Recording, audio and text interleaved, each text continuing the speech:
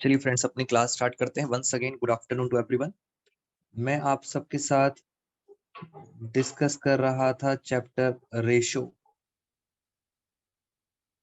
Ratio analysis.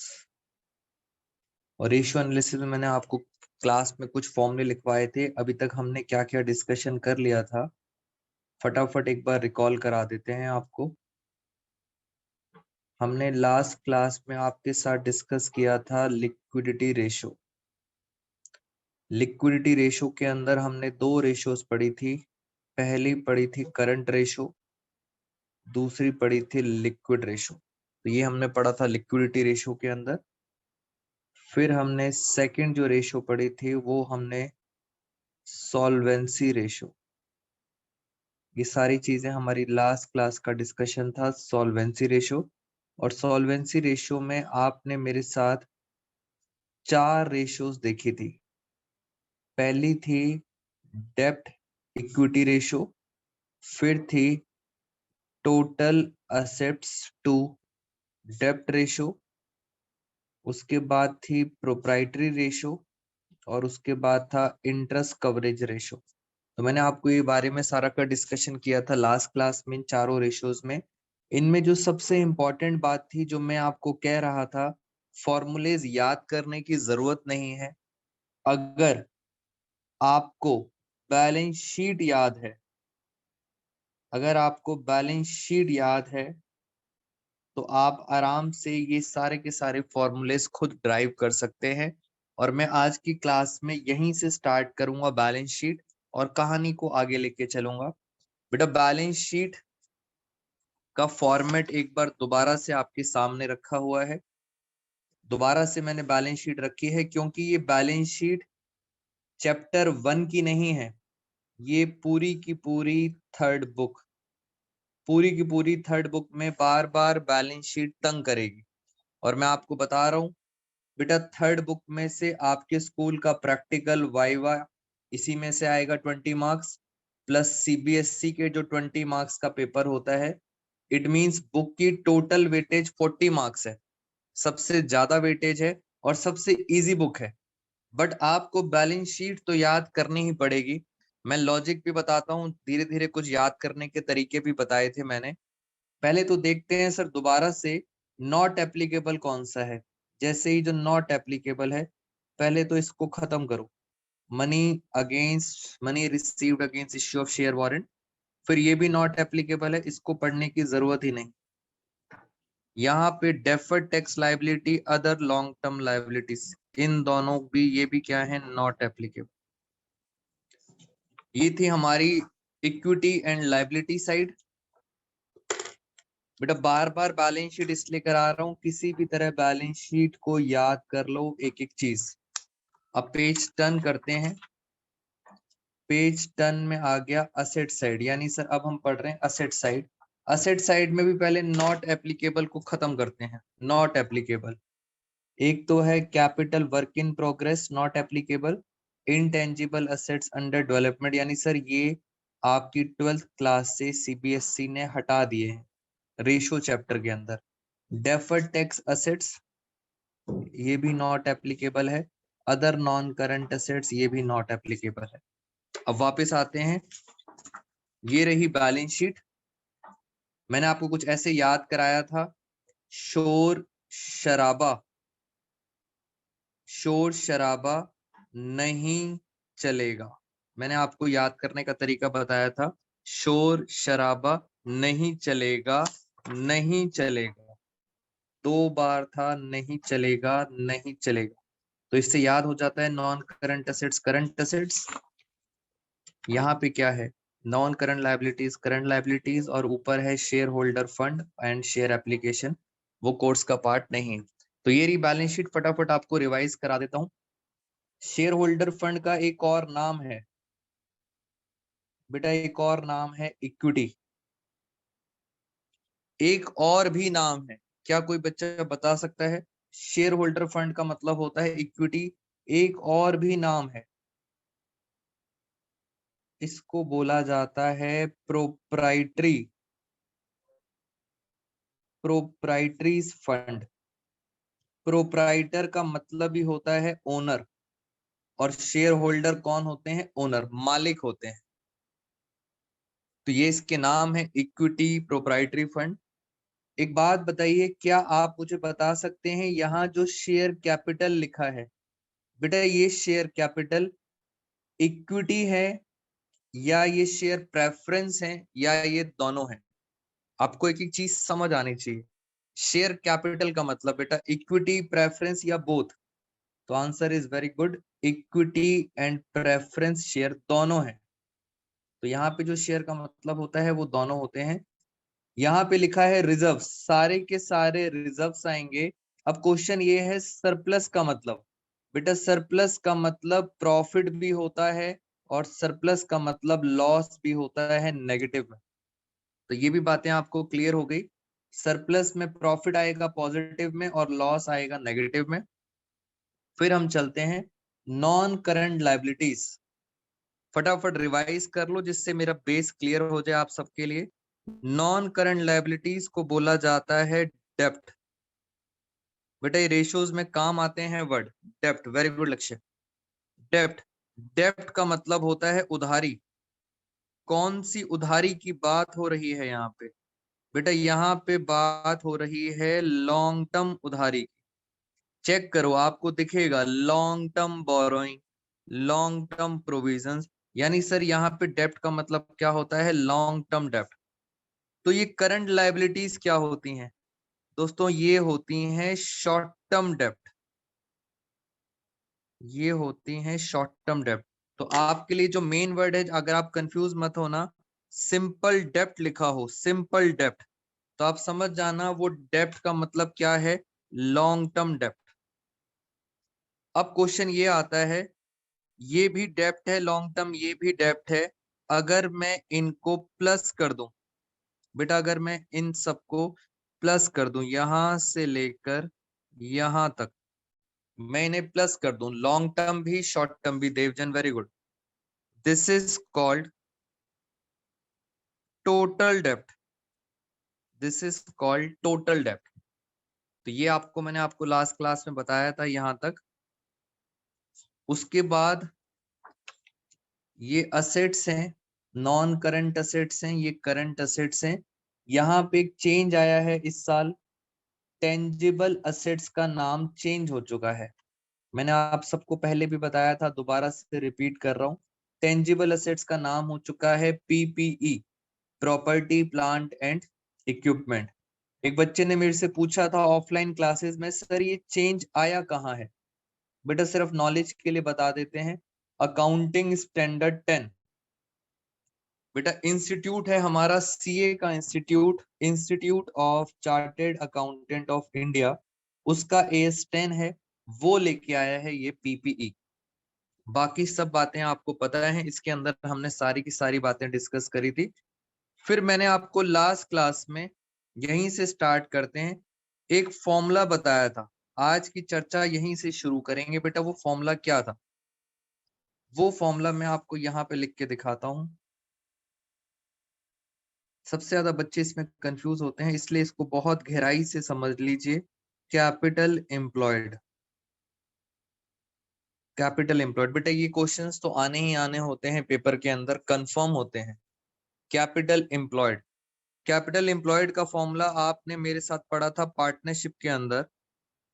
Partnership के अंदर formula था टोटल असेट्स। बेटा पार्टनरशिप की बात कर रहा हूं मैं, total assets minus goodwill chapter में पढ़ा था, गुडविल में, yes, outsiders liability, last class में भी हमने डिस्कस किया था, total assets minus outsiders liabilities. Goodwill chapter में कैपिटलाइजेशन मेथड में आपने पढ़ा था कैपिटल एम्प्लॉयड। यहाँ पे पहली बात तो आउटसाइड लायबिलिटीज का क्या मतलब होता है? बेटा पार्टनरशिप में भी और इधर थर्ड बुक में भी आउटसाइडर्स का मतलब होता है करंट लायबिलिटी। टोटल का क्या मतलब होता है? टोटल असेट्स, टोटल का मतलब सारी की सारी असेट्स, कौन सी? नॉन करंट असेट्स भी प्लस करंट असेट्स भी, सारी की सारी असेट्स होती हैं टोटल असेट्स। अगर आप उसमें से माइनस करते हो करंट लायबिलिटी तो क्या आती है? Capital employed. बट अब मैं कह रहा हूं कि ये बहुत इंपॉर्टेंट है, कंफर्म आएगा। तो इससे रिलेटेड 2 क्वेश्चंस मैं कराऊंगा जिससे आपको क्लियर हो जाए। बेटा पहले पार्टनरशिप की बात करते हैं। इन टोटल असेट्स में से कुछ चीजें हम एक्सक्लूड करते थे।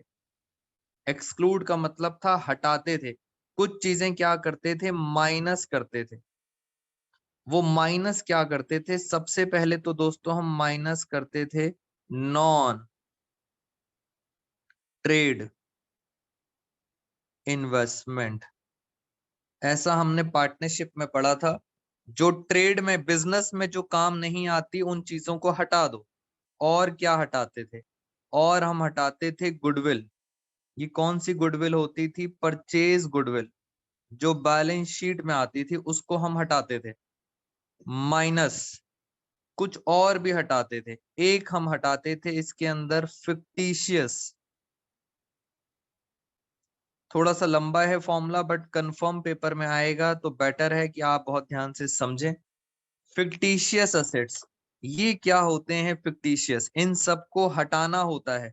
यानी ये सारी चीजें कहाँ मिलेंगी, असेट में मिलेंगी।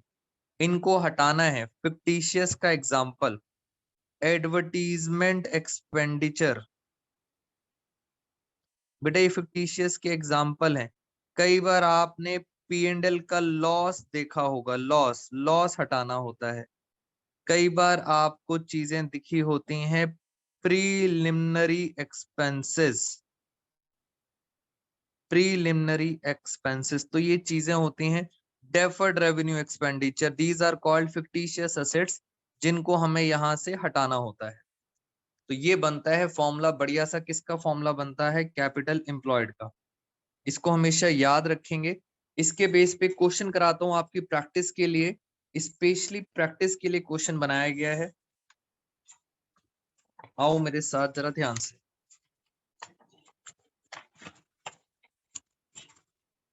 बेटा मैंने सिर्फ इस प्रैक्टिस करने के लिए आपके असाइनमेंट में क्वेश्चन नंबर 17 डाला है। वहां लिखा है कैलकुलेट कैपिटल एम्प्लॉयड। तो कैपिटल एम्प्लॉयड को समझने के लिए हम पहले आराम से ये देखते हैं।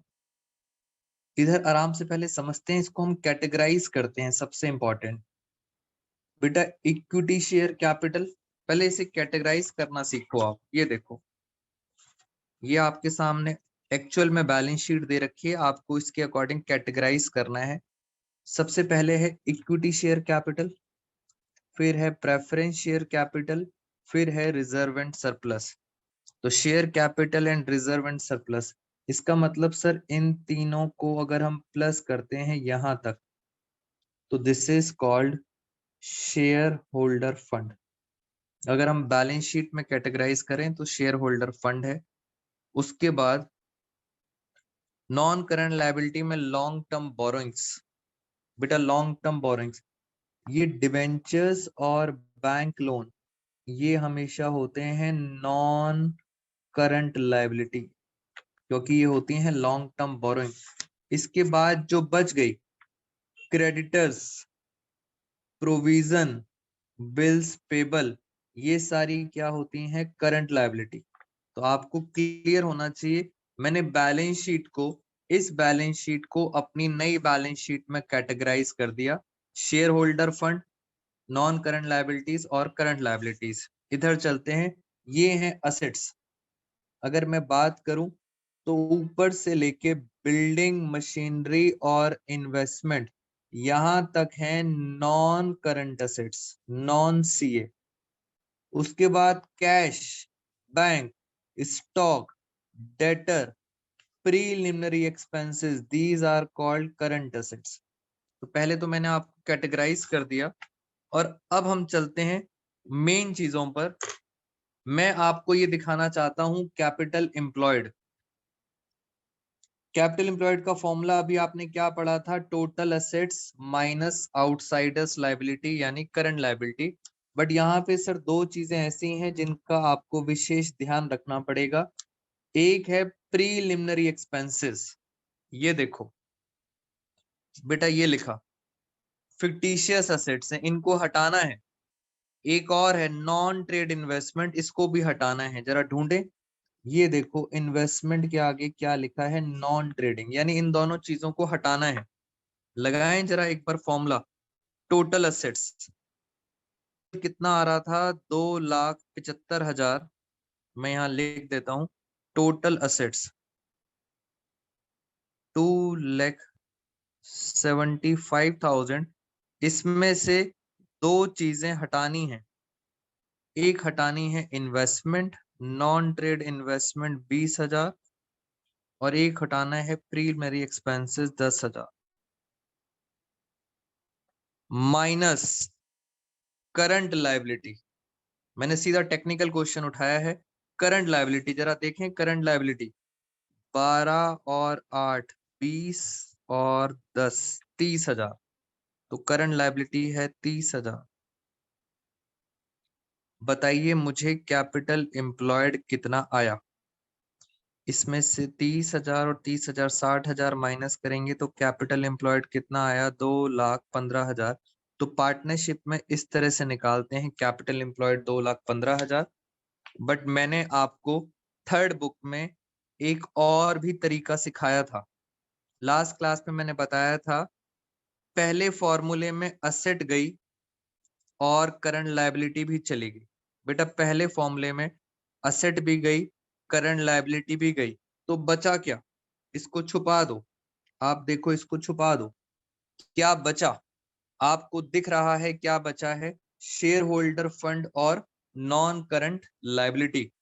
और ये कंफर्म है, आंसर कितना आएगा, 2,15,000। बेटा ये कंफर्म है कि 2,15,000 ही आना चाहिए।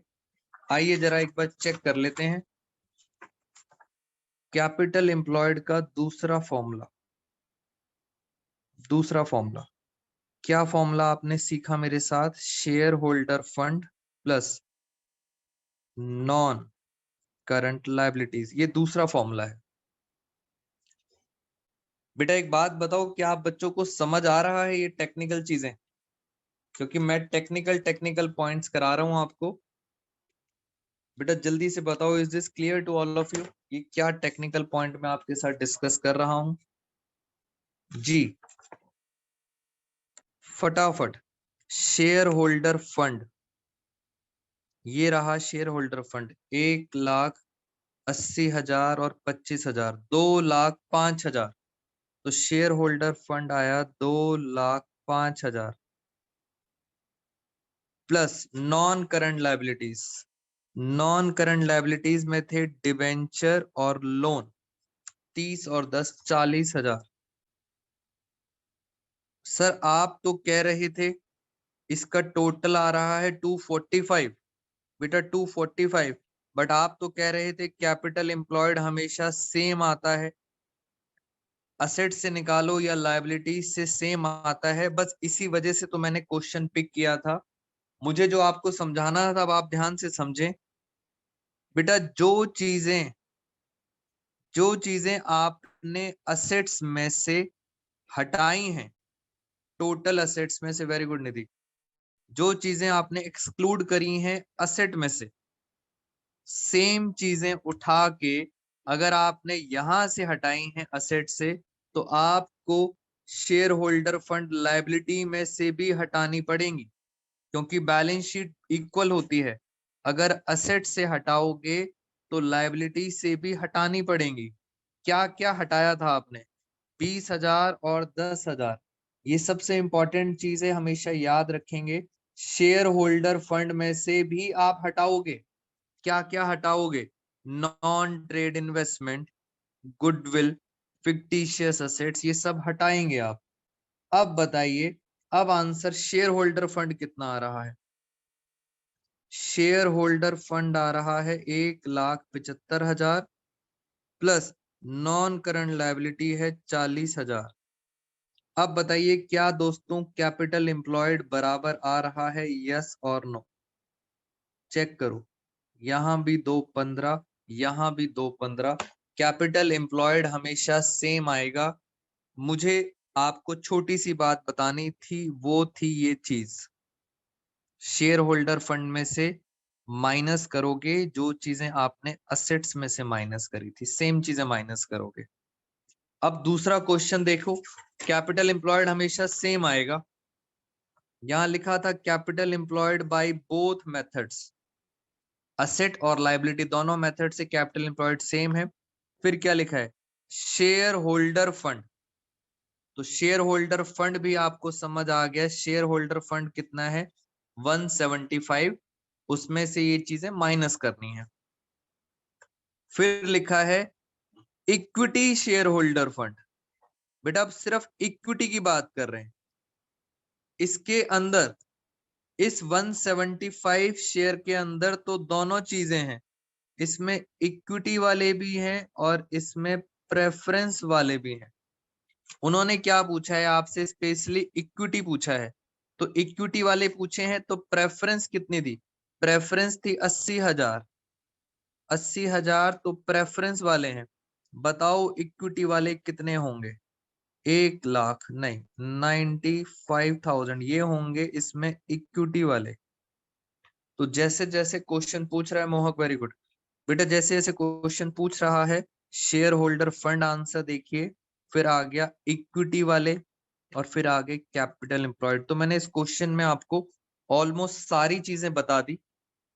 मुझे जल्दी से बताइए क्या आपको ये बात मेरी समझ आई है। कैपिटल एम्प्लॉयड बेटा पार्टनरशिप और थर्ड बुक में कुछ भी अलग नहीं है, सेम फॉर्मूलेज हर जगह लगेंगे। जल्दी से बताइए, is this clear to you. बेटा मैं सब बच्चों का रिप्लाई चाहता हूं, अब एक क्वेश्चन में आप सब बच्चों से कराऊंगा। अजीत, अलंकृत, अमिश, अश्मीत, देव, करिश्मा, कशु, लक्ष्य, बंसल, लक्ष्य, गोयल, मोहक, नील, निधि, पूजा, प्रियांशु, समीक्षा, श्रिया, सुमित, तनिष जी। बेटा एक क्वेश्चन अब आप लिखेंगे मेरे साथ, क्योंकि मुझे कैपिटल एम्प्लॉयड पे फोकस करना है ज्यादा, क्योंकि ये कंफर्म आएगा। ये क्वेश्चन हमने उठाया है पार्टनरशिप से। मैं यहाँ पे क्वेश्चन लिख रहा हूं, आप सब बच्चे भी मेरे साथ साथ लिखना स्टार्ट करें। बैलेंस शीट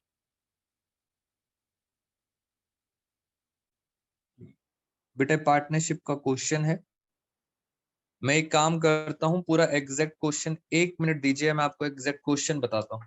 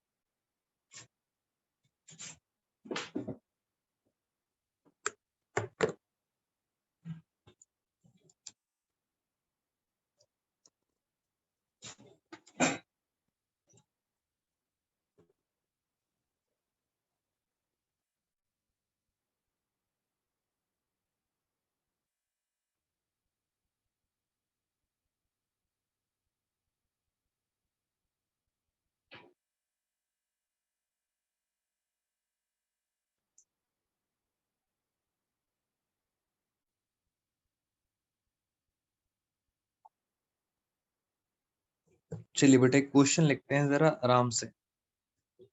क्वेश्चन के अंदर कैपिटल एम्प्लॉयड निकालना था, इसके अंदर क्या क्या लिखा हुआ है आप भी मेरे साथ साथ नोटिंग करेंगे। यहाँ पे आपको क्वेश्चन में टोटल असेट्स गिवन है 25 लाख के। बेटा मैं एक्चुअल फैक्ट्स बता रहा हूँ आपको क्वेश्चंस के।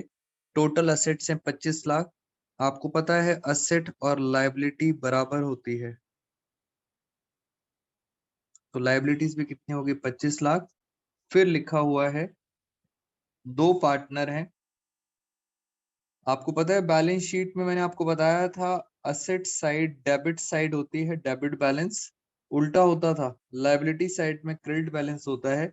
इसलिए यहाँ पे लिखा हुआ है एक है पार्टनर नरेश, उसका करंट अकाउंट दिया है, करंट अकाउंट कह रहे हैं उसका करंट अकाउंट का डेबिट बैलेंस है। डेबिट का मतलब ही होता है असेट साइड, तो डेबिट बैलेंस ऑफ नरेश का दिया है 75,000। बेटा याद रखना पेपर में डेबिट बैलेंस दिया है, डेबिट का मतलब असेट्स।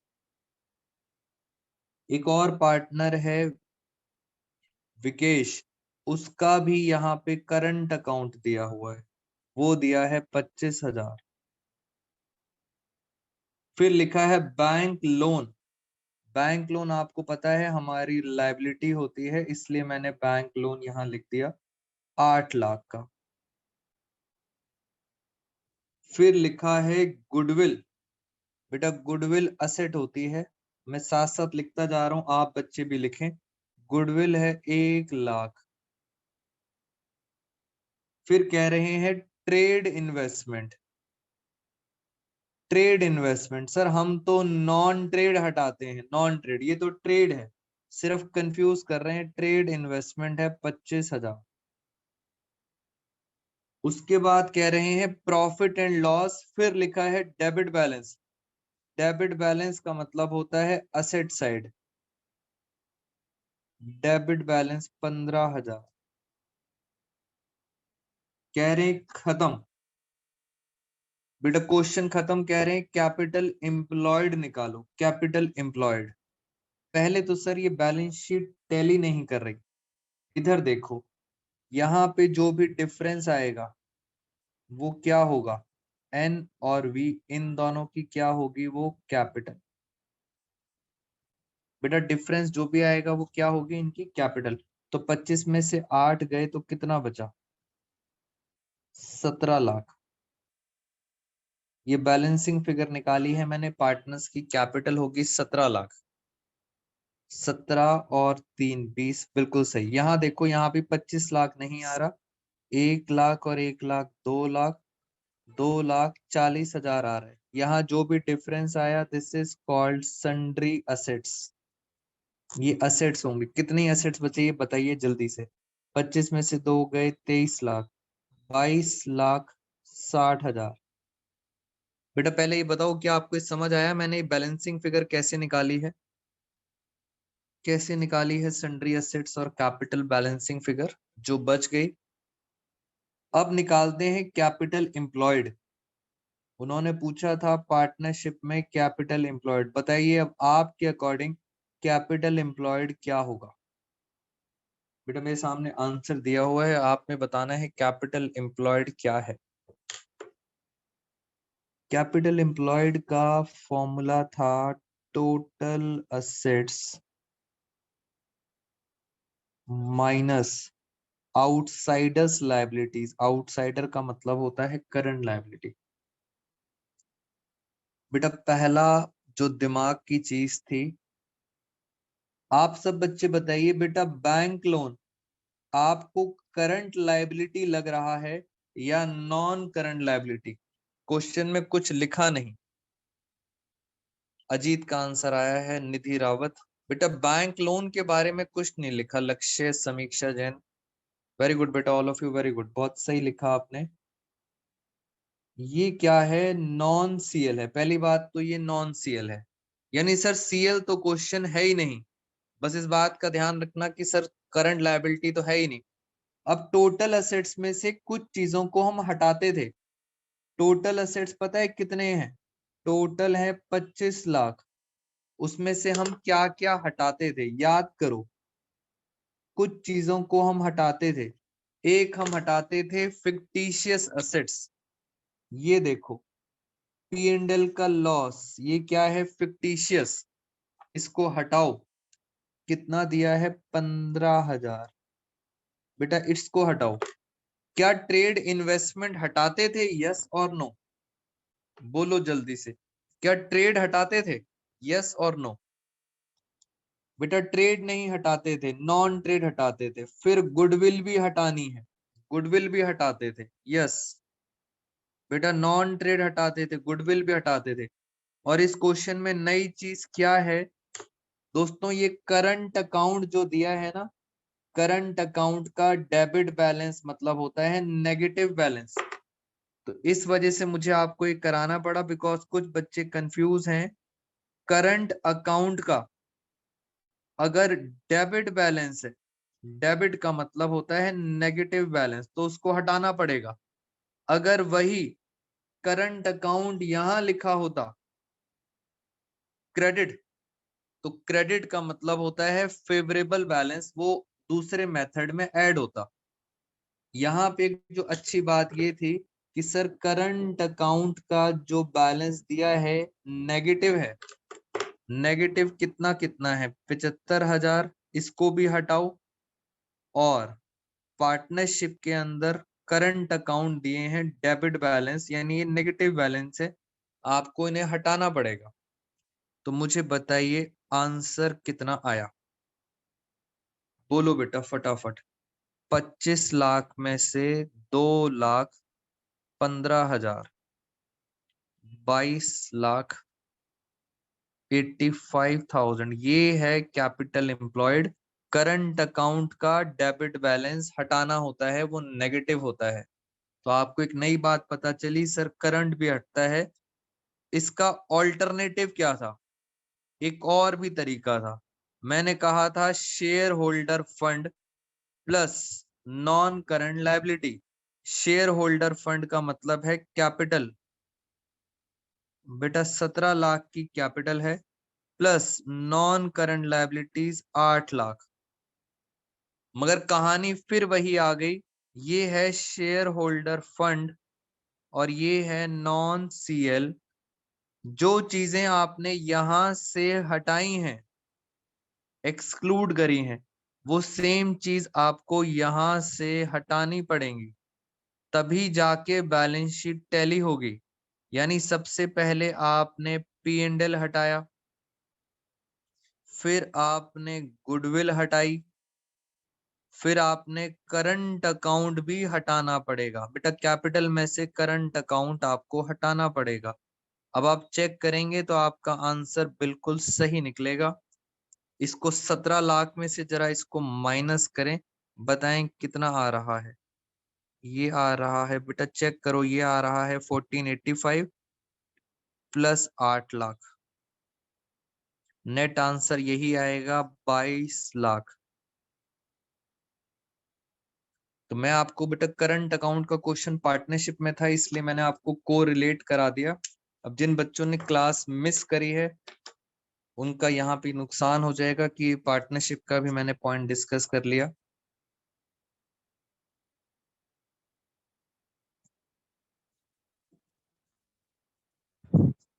समीक्षा, ये एकदम करेक्ट आंसर दिया हुआ है जो मैंने आपको बताया।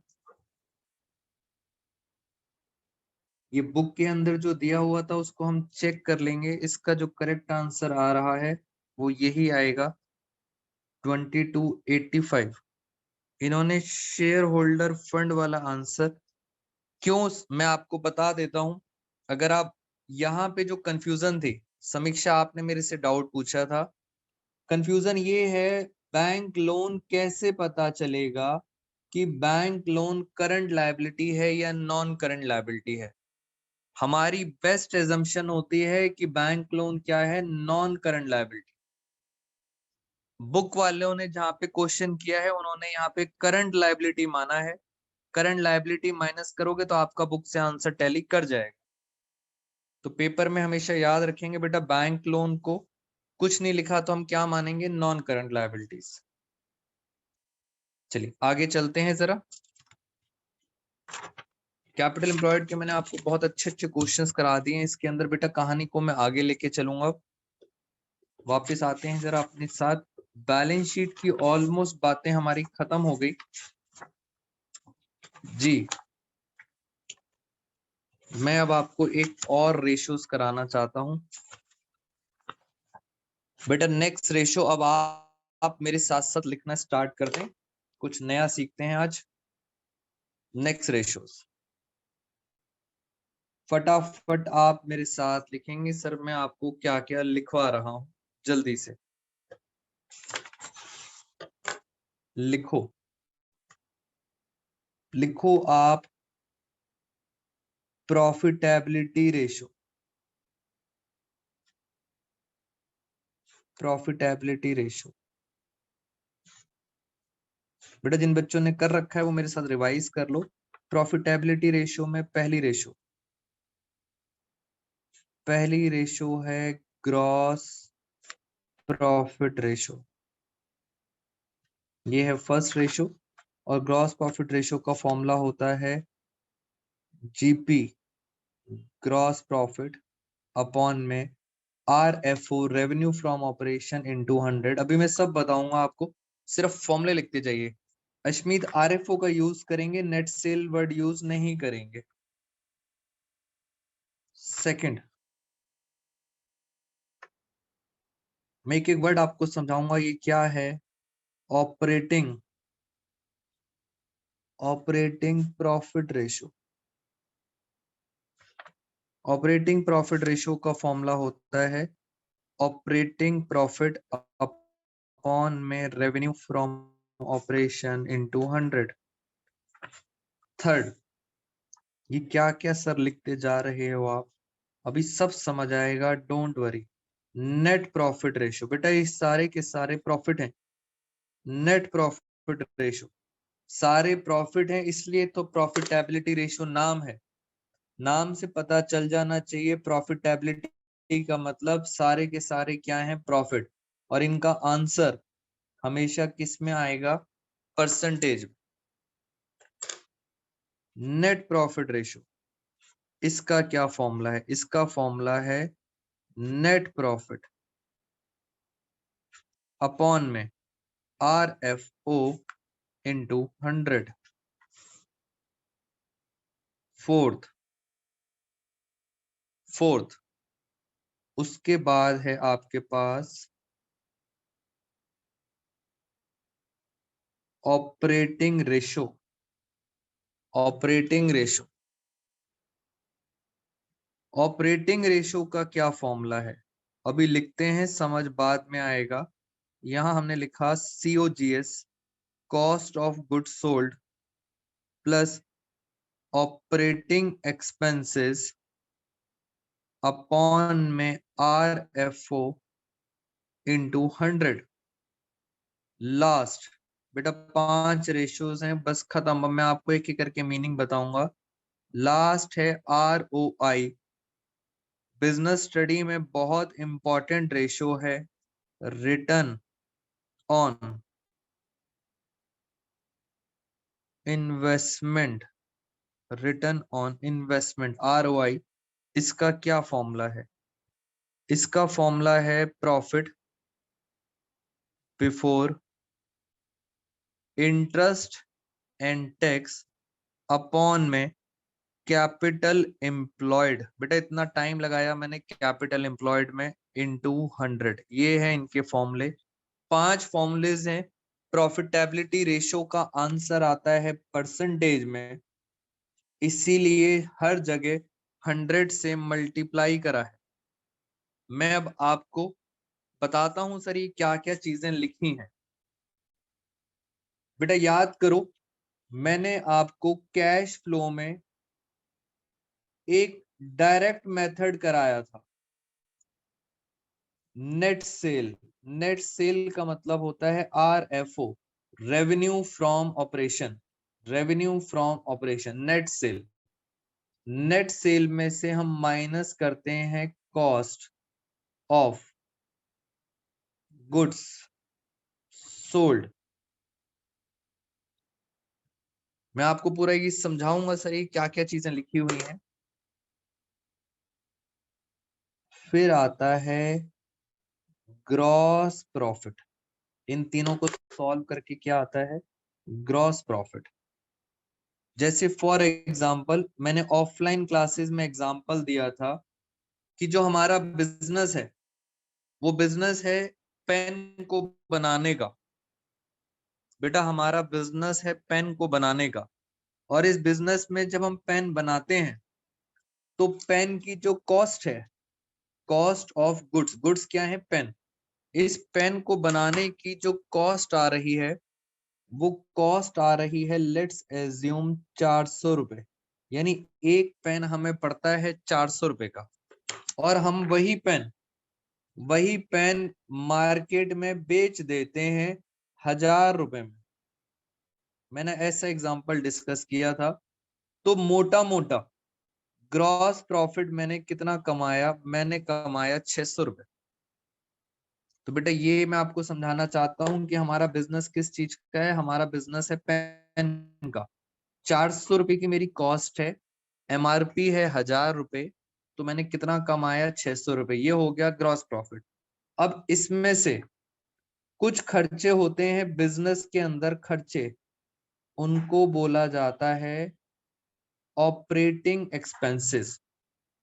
ऑपरेटिंग एक्सपेंसेस का मतलब वो खर्चे जो बिजनेस में जरूरी है, बिजनेस को चलाने के लिए जरूरी होते हैं, ऑपरेटिंग एक्सपेंसेस। तो बिजनेस के खर्चे मान लेते हैं, बिजनेस के खर्चे हुए 300 रुपए। बेटा ये बिजनेस के खर्चे हैं। अब जैसे बिजनेस के खर्चों के एग्जाम्पल, बच्चा कह रहा है सर एक बार एग्जाम्पल बताओ ऑपरेटिंग एक्सपेंसेस के एग्जाम्पल। आप कोई भी बिजनेस देख लो, उसके चलाने में जो भी खर्चे होते हैं ऑपरेशन में, उसे बोलते हैं ऑपरेटिंग एक्सपेंसेस।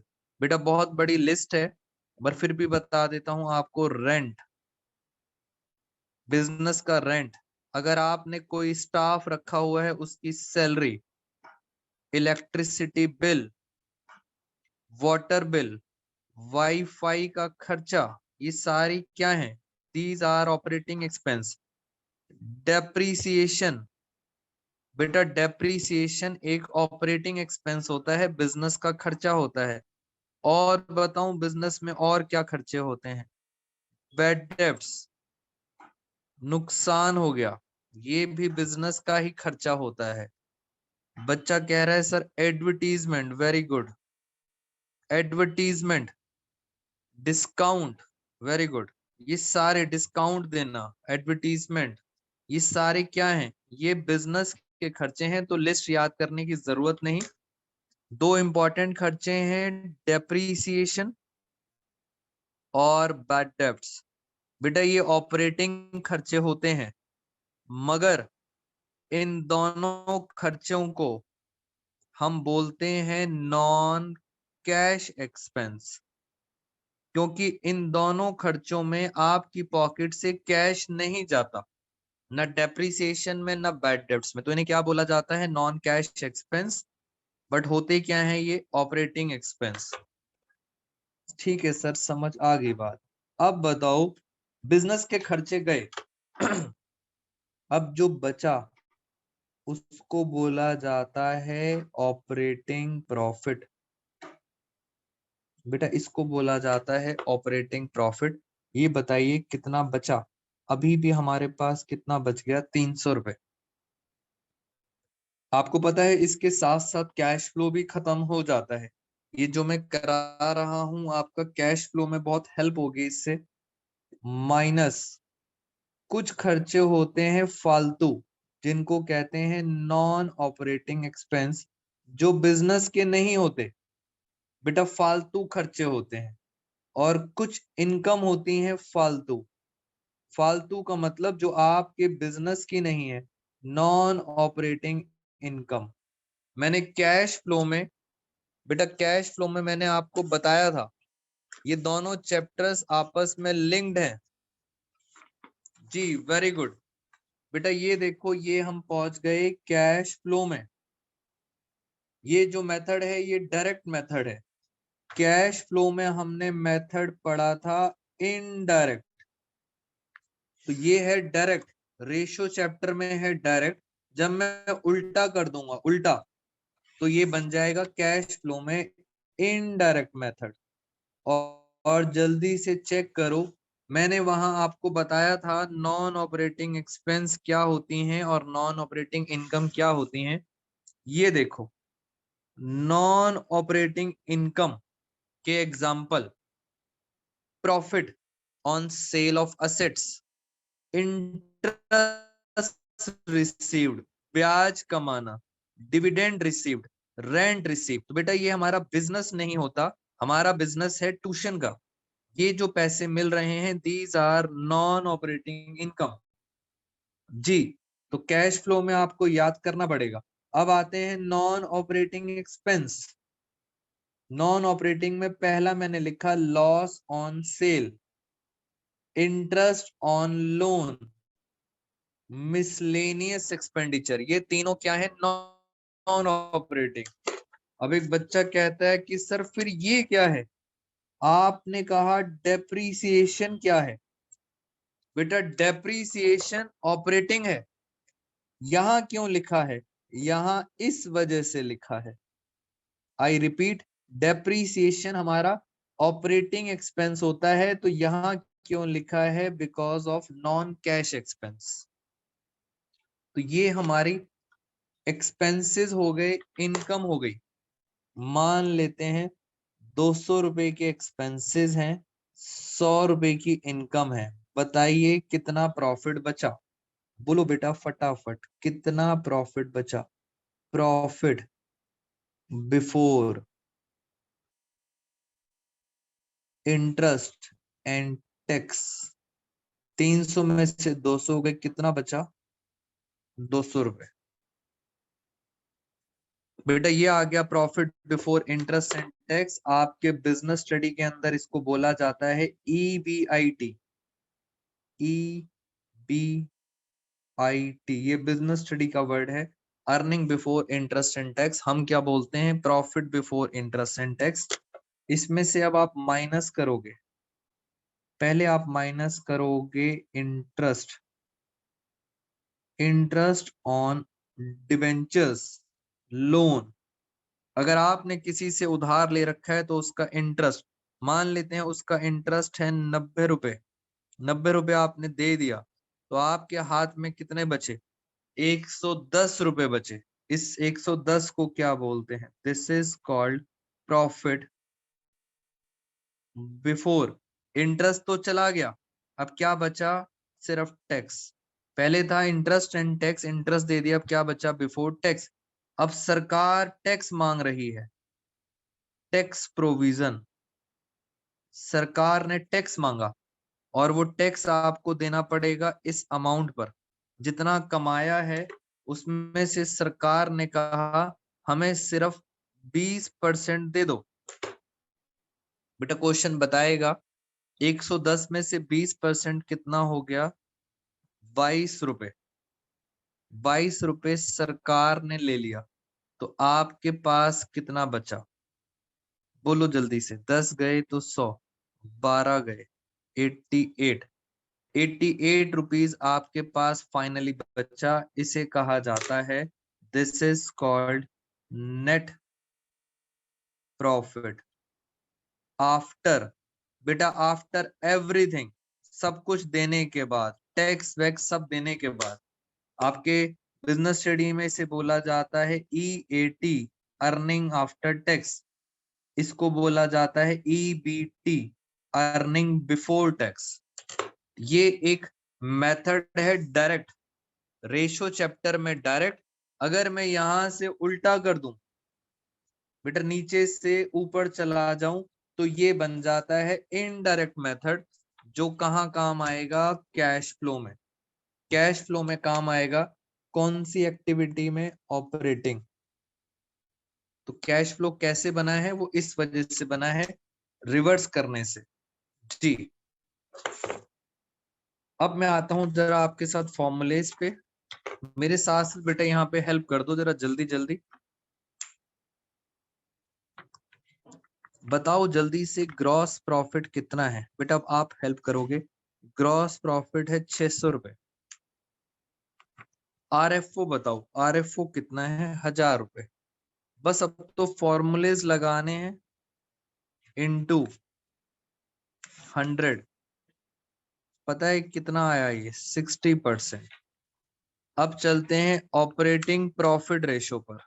बताओ ऑपरेटिंग प्रॉफिट कितना निकाला, 300 रुपए अपॉन में RFO इंटू 100, ये आ गया 30%। और चलते हैं नेट प्रॉफिट, बताइए जल्दी से नेट प्रॉफिट कितना था, सबसे लास्ट में निकला था नेट प्रॉफिट 88, तो नेट प्रॉफिट है 88 अपॉन में RFO इंटू 100, तो ये आंसर आया 8.8%। अब आगे क्या लिखा है, आगे लिखा है ऑपरेटिंग रेशो। ऑपरेटिंग रेशो का फॉर्मूला कॉस्ट, आपको याद है, मेरा मार्कर ये जो पेन है इसकी कॉस्ट कितनी थी, याद करो, कॉस्ट थी 400 रुपए। चेक कर सकते हैं, कॉस्ट थी 400 रुपए। ऑपरेटिंग एक्सपेंस, बिजनेस को चलाने के कितने खर्चे थे, ऑपरेटिंग थे 300, तो 400 प्लस 300 700 अपॉन में 1000 इनटू 100, तो बेटा आंसर आएगा 70%। लास्ट में बचा return on investment, PBIT. PBIT कितना था, profit before interest and tax कितना था, 200, तो मैंने यहां लिखा 200। नीचे आता है कैपिटल एम्प्लॉयड इनटू 100, तो आपका ये भी खत्म। तो ये थी प्रॉफिटेबिलिटी रेशो। अगर आपको ये समझ आता है कि सर इसमें कौन कौन से खर्चे आते हैं, कैसे कैसे आते हैं, बेटा ये फॉर्मूला है, इसके अंदर बस वैल्यूज डालनी है, सारे के सारे क्वेश्चन सॉल्व हो जाएंगे। बुक में जितने क्वेश्चन है अगर आप इसके अंदर वैल्यू डाल दोगे तो बात बन जाएगी। और इसके साथ साथ एक डेरिवेशन आपको दिख जाएगी।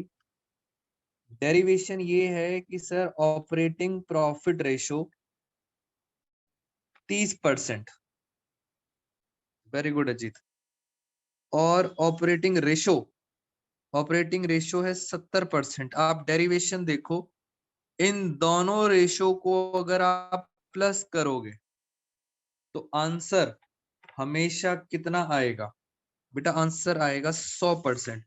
यानी सर एक डेरिवेशन निकल आई, मैं सबसे लास्ट में लिखता हूं। एक डेरिवेशन ये है जो आप बच्चों ने याद रखना है कि सर ऑपरेटिंग प्रॉफिट रेशो और ऑपरेटिंग रेशो, इनको जब भी हम प्लस करेंगे तो आंसर कितना आएगा, 100। अगर ये 18 है तो ये होगा, कितना होगा, 82। बेटा हमेशा 100 आएगा। अगर ये 70 है तो ये होगा 30। अगर ये 50 है तो ये होगा 50, क्योंकि आंसर हमेशा ही कितना आएगा, 100%। ये थी दोस्तों प्रॉफिटेबिलिटी रेशियो जिसके बारे में मैंने आपको बताया। आप याद करने का तरीका ये है, हमेशा इसको हम बोलेंगे डायरेक्ट मेथड। रेशियो चैप्टर में है डायरेक्ट मेथड, और कैश फ्लो में कौन सा मेथड है, इनडायरेक्ट। मुझे बताइए कि आपको ये बात समझ आई है, बोलो बेटा फटाफट। Is it clear to all of you, yes और नो? बस अब तो हमें क्वेश्चंस करने हैं और कुछ बचा नहीं। प्रॉफिटेबिलिटी रेशियो बेटा खत्म। मैं जरा अब आपको क्वेश्चंस करना स्टार्ट करूंगा।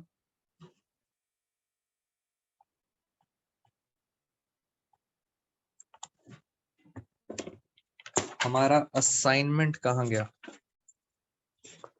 ये रहा हमारा असाइनमेंट। बेटा इसके अंदर से हम क्वेश्चंस आपके साथ डिस्कस करते हैं जरा।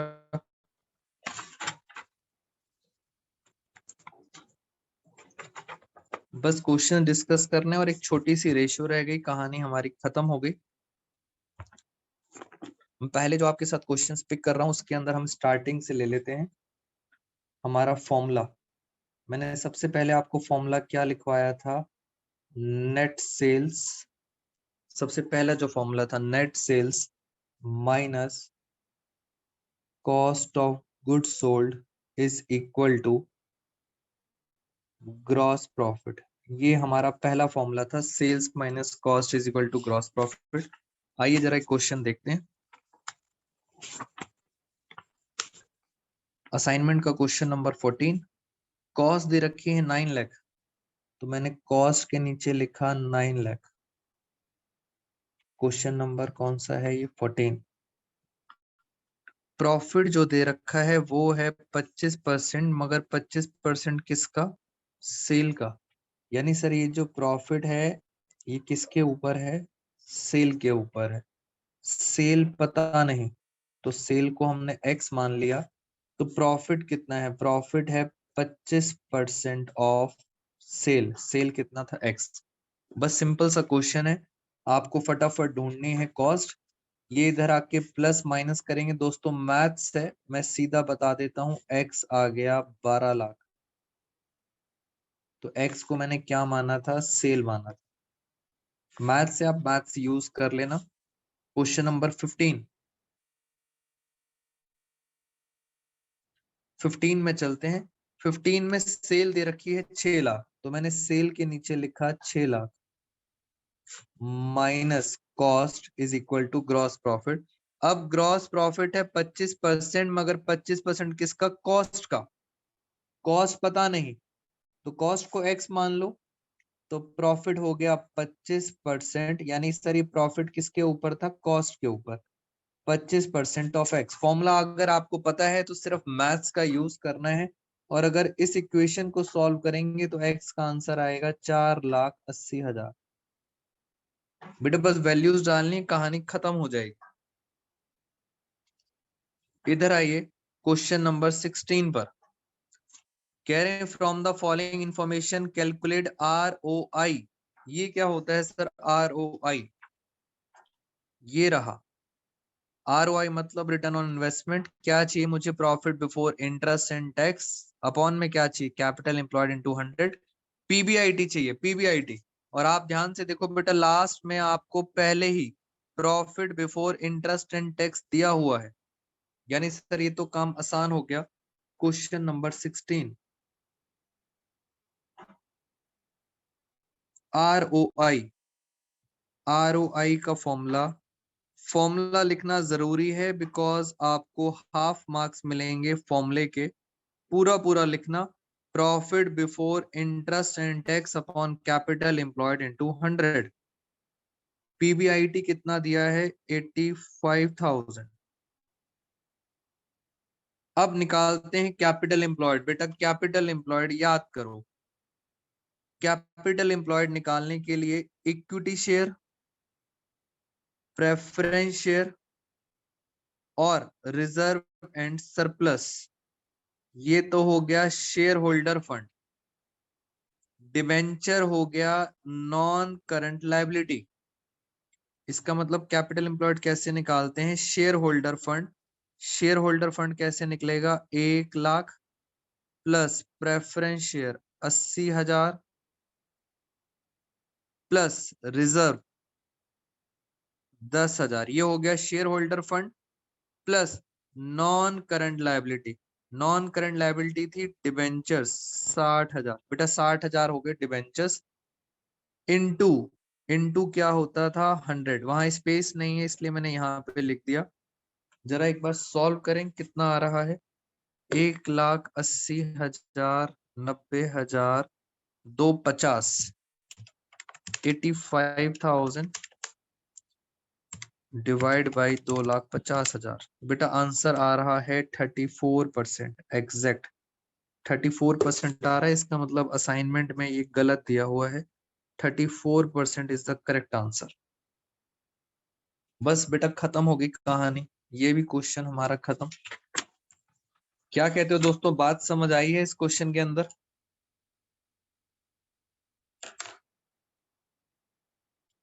बेटा बोलो, क्या ये बातें सारी क्लियर है? मैं चाहता हूं कि मैं आपको ये टॉपिक आज खत्म ही करा दूं। मैंने आपको एक रेशियोज भी कवर करा दी। आपको कुछ नहीं करना, सिर्फ ये वाला असाइनमेंट करना है और CBSE का स्कैनर करना है। बेटा स्कैनर जरूर करना, तभी कॉन्फिडेंस आएगा आपको। जी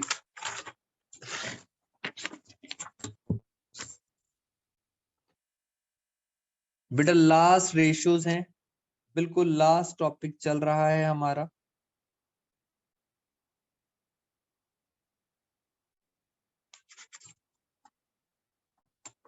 बेटा ROI के अंदर अजीत सिर्फ आंसर गलत था उसके अंदर असाइनमेंट में, बाकी तो सब मैंने आपको पहले ही बता रखा है। लास्ट रेशियो बहुत ही आसान है, और बस अब हमें क्वेश्चंस करने हैं ज्यादा से ज्यादा। दिक्कत यह आती है आप धीरे धीरे करके फॉर्मूलेस भूल जाते हो। लास्ट है एक्टिविटी टर्नओवर रेशियो। बेटा ये last ratio activity turnover ratio, इसकी जो पहली रेशो है वो है stock stock turnover ratio. Stock को आपको पता है, स्टॉक को बोला जाता है इन्वेंट्री। तो कई बार बोलते हैं इन्वेंट्री टर्नओवर रेशो। बेटा टर्नओवर का क्या मतलब होता है? टर्नओवर का मतलब होता है आरएफओ, नेट सेल्स। तो स्टॉक टर्नओवर रेशो निकालनी है। अब इसका फॉर्मूला क्या हुआ? इसका सिंपल सा फॉर्मूला है cost of goods sold. Cost of goods sold upon में average stock. Cost of goods sold upon में एवरेज स्टॉक, ये है स्टॉक टर्नओवर रेशियो का फॉर्मूला। बट बच्चा यहाँ कंफ्यूज होता है कि सर ये कॉस्ट ऑफ गुड्स सोल्ड तो हमें समझ आ गया, आपने ये फॉर्मूला लिखवाया था कॉस्ट ऑफ गुड्स सोल्ड, ये रहा। क्वेश्चन ये है कि सर एवरेज कैसे निकलता है? एवरेज बेटा एवरेज निकालना मैंने आपको सिखाया था पार्टनरशिप के अंदर। अगर आपके पास दो वेरिएबल हैं, जैसे opening stock plus closing stock, अगर दो वेरिएबल हैं तो दो से डिवाइड कर दो। अगर चार हैं तो चार से डिवाइड करो। और सबसे इंपॉर्टेंट बात, अगर सिर्फ क्लोजिंग दे रखा है, बेटा क्लोजिंग दे रखा है, एक दिया हुआ है, तो डिवाइड भी किससे करोगे? वन से। तो ये आता है एवरेज स्टॉक। सीओजीएस निकालना मैंने सिखा दिया आपको। सेकंड पॉइंट, एक होता है वर्किंग कैपिटल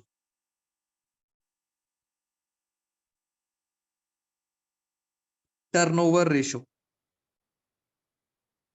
जैसे सर यहाँ पे आपने लिखा था वैसे ही मैं यहाँ लिख रहा हूं। यहाँ पे स्टॉक था इसलिए आपने नीचे स्टॉक लिखा। यहाँ पे वर्किंग कैपिटल है तो मैंने वर्किंग कैपिटल लिख दिया। ऊपर क्या आता है? ऊपर आता है आरएफओ। और जल्दी से बताओ वर्किंग कैपिटल का फॉर्मूला। आरएफओ तो आपको पता है, वर्किंग कैपिटल का फॉर्मूला ये देखो बेटा, कैश फ्लो आ गया। कैश फ्लो में मैंने आपको बताया था वर्किंग कैपिटल का फॉर्मूला क्या था? Current assets minus current liability. पूरी की पूरी बुक लिंक्ड है, बस अगर आप लिंक कर लेंगे तो इजी हो जाएगा। तो वर्किंग कैपिटल आ गया नीचे, ये इसका फॉर्मूला है। Third formula, debtors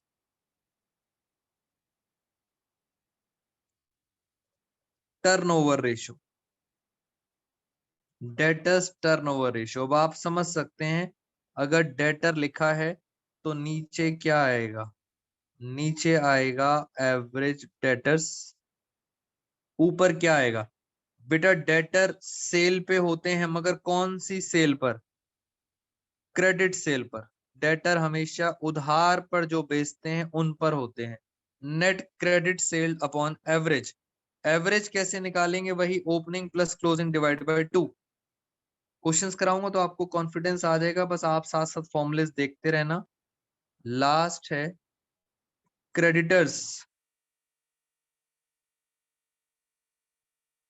turnover ratio. Creditors turnover ratio का फॉर्मूला नीचे क्या लिखूंगा? नीचे लिखूंगा एवरेज क्रेडिटर्स। जो चीज पूछी गई है उसका एवरेज लिखेंगे नीचे। और क्रेडिटर्स होते हैं सेल पे नहीं होते, वो होते हैं क्रेडिट परचेज पर। बेटा वो सेल पे नहीं होते, किस पर होते हैं? परचेज के ऊपर। तो ये है आपका एक्टिविटी टर्नओवर रेशो। बेटा इस साल जो 3 नई रेशोज आई हैं सीबीएसई के अंदर, जी अजीत, बेटा जो इस साल 3 नई रेशियोज आई हैं वो मैं अलग से सेपरेट क्लास में आपको पढ़ाऊंगा। जो 3 नई रेशियोज आई हैं, अभी तक तो मैंने आपको वो पढ़ाया जो पुराना सीपीएससी का चल रहा था। अब इसमें छोटे छोटे से कुछ चेंजेस हैं, आप छोटे छोटे से चेंजेस को जरा समझने की कोशिश करना।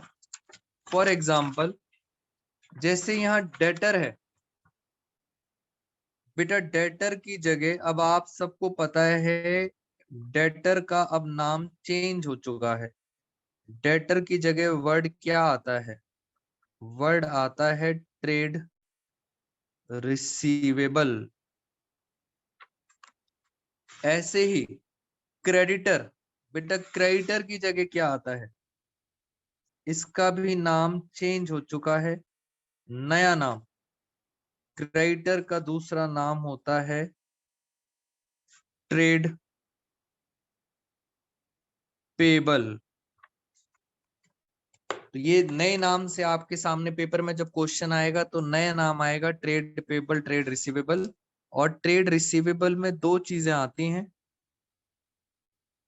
डेटर्स तो आते ही आते हैं, आपको पता है एक और भी चीज आती है, क्या आता है, बीआर, बिल रिसीवेबल।